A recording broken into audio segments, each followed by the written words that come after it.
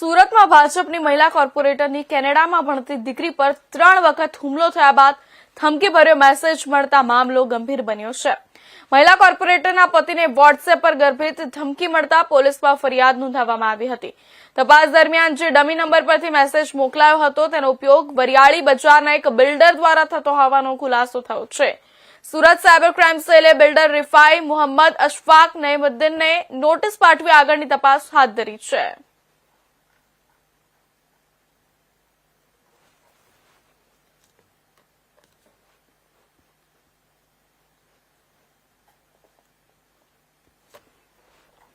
મહત્વના સમાચાર જણાવી દે સુરતથી એક મોટી ઘટના સામે આવી રહી છે। ભાજપ કોર્પોરેટરની દીકરી પર દીકરી કેનેડા ભણતી હતી તે દીકરી પર 3 વખત હુમલો થયા બાદ ફરીથી ધમકીભર્યો મેસેજ મળતા મામલો ગંભીર બન્યો છે। મહિલા કોર્પોરેટરના પતિને વોટ્સએપ પર ગર્ભિત ધમકી મળતા પોલીસમાં ફરિયાદ નોંધાવવામાં આવી હતી। પોલીસમાં ફરિયાદ નોંધાવવામાં આવતા તપાસ દરમિયાન જે નંબર પરથી ધમકી મળી તે ડમી નંબર પરથી મેસેજ મોકલાયો હતો અને તેનો ઉપયોગ વરિયાળી બજારના એક બિલ્ડર દ્વારા થતો હોવાનો ખુલાસો કરવામાં આવ્યો છે। સુરત સાયબર ક્રાઇમ સેલે બિલ્ડર રિફાઈ મોહમ્મદ અશફાક નઈમુદ્દીનને નોટિસ પાઠવી છે અને નોટિસ પાઠવ્યા પછી આગળની તપાસ હાથ ધરી છે। ખૂબ જ ચકચાર મચાવતી ઘટના સામે આવી છે। ભાજપ કોર્પોરેટરની દીકરી પર કેનેડામાં હુમલા બાદ ધમકી મળી છે અને વોટ્સએપ પર મળેલી ગર્ભિત ધમકીથી મામલો વધુ ગરમાયો છે। ધમકી મળતા પોલીસ ફરિયાદ નોંધાઈ છે અને ત્યારબાદ કાર્યવાહી હાથ ધરવામાં આવી છે। જણાવી દઈએ સુરતના ભાજપના મહિલા કોર્પોરેટરની દીકરીને કેનેડામાં જે અભ્યાસ કરે છે ત્યાં અજાણ્યા શખ્સ દ્વારા દીકરી પર સ્પ્રે છાંટી 3 વખત હુમલો કરવામાં આવ્યો હતો। આ ઘટનાથી ગભરાયેલી દીકરી ભારત પરત ફરી આવી હતી। આ દરમિયાન મહિલા કોર્પોરેટરના પતિને વોટ્સએપ પર ધમકીભર્યો મેસેજ મળ્યો હતો જેમાં પરિવારને આડકતરી રીતે ધમકી આપવામાં આવી હતી। આ અંગે સુરત સાયબર ક્રાઇમ સેલમાં ફરિયાદ નોંધાવવામાં આવી હતી। તપાસ દરમિયાન પોલીસને જાણવા મળ્યું હતું કે જે નંબર પરથી ધમકી મળ્યો તે મેસેજ મોકલવામાં આવ્યો હતો અને તે ડમી નંબર હતો। પોલીસ તપાસમાં સામે આવ્યું છે કે આ નંબરનો ઉપયોગ વરિયાળી બજાર વિસ્તારમાં રહેતા બિલ્ડર રિફાઈ મોહમ્મદ અશફાક નઈમુદ્દીન દ્વારા કરવામાં આવતો હતો। પોલીસે બિલ્ડરને નોટિસ આપી વધુ પૂછપરછ શરૂ કરી છે। બિલ્ડરને નોટિસ આપવામાં આવી છે અને હાલ પૂછપરછ શરૂ કરવામાં આવી છે। હાલ સુરત સાયબર ક્રાઇમ સેલ દ્વારા સમગ્ર મામલે વધુ તપાસ હાથ ધરવામાં આવી રહી છે। દીકરી પર થયેલા હુમલા અને ધમકી વચ્ચે કોઈ કડી છે કે નહીં તે દિશામાં પણ તપાસ કરવામાં આવી રહી છે। આ સમગ્ર મામલે પોલીસે ટેકનિકલ પુરાવાના આધારે તપાસ તેજ બનાવી છે અને ટૂંક સમયમાં વધુ ખુલાસા થાય તેવી શક્યતા નોંધાઈ રહી છે। સમગ્ર મામલે પોલીસે તપાસ તેજ કરી છે, તપાસ હાથ ધરી છે અને કાર્યવાહી શરૂ કરવામાં આવી છે જેમાં ટેકનિકલ પુરાવા અને હ્યુમન ઇન્ટેલિજન્સના આધારે તપાસ તેજ કરવામાં આવી છે।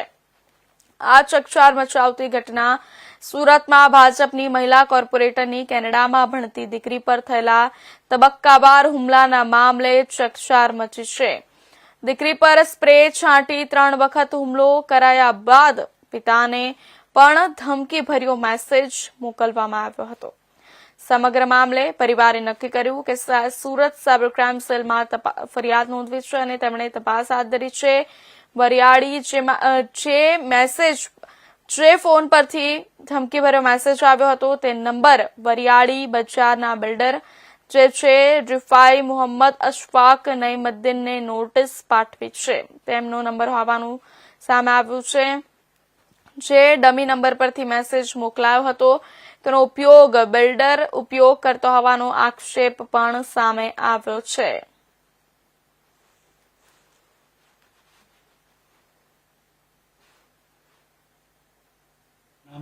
ભૂપેન્દ્રભાઈ રાવત કા શું હકીકત છે, કઈ રીતની ઘટના જાકી?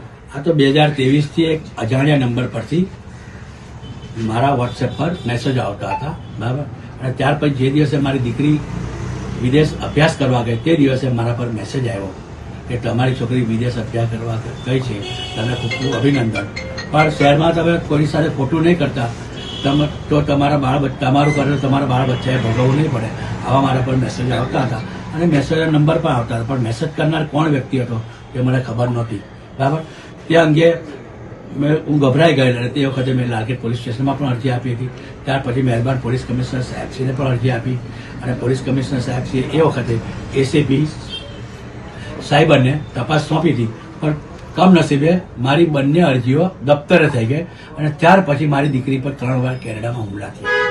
એક વખત મારી દીકરી પર આવીને લાકડીથી, એ સ્ટોરમાં નોકરી કરતી હતી, આવીને લાકડીથી હુમલો કર્યો, એની આંખમાં પેપર સ્પ્રે છાંટીને ભાગી ગયા.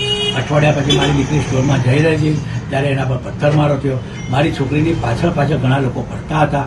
બરાબર, અને ત્યાર પછી નવેમ્બર મહિનામાં જ્યારે મારી દીકરી નોકરી કરીને એના ઘરે પરત થઈ રહી હતી, એ સ્કૂટર પર જઈ રહી હતી, એ વખતે જે એની પાછળ ફરતા હતા તે લોકોએ એનો પીછો કરી અને એને ડરાવવાનો ધમકાવવાની કોશિશ કરી અને મારી છોકરી પર ગાડી ચડાવવાની કોશિશ કરી. બરાબર, અને મારી છોકરી પડી ગઈ અને એને જમણા ખભે ફ્રેક્ચર થઈ ગયું હતું અને મેં સારવાર માટે એને પાછી બોલાવી અને પાછી ડિસેમ્બરમાં મારી છોકરીને મેં પાછી મોકલી એનો અભ્યાસ પૂર્ણ કરવા માટે. તો મારી છોકરીને પાછી આ જ ધમકીઓ મળતી હતી. પરિણામે મારી છોકરીને રેકી થતી હતી. એટલે પરિણામે મારી છોકરી આ બધી તમામ હકીકત દર્શાવતા મેં મારી છોકરીને અભ્યાસ છોડાવી અને પાછી સુરત પરત બોલાવી દીધી છે.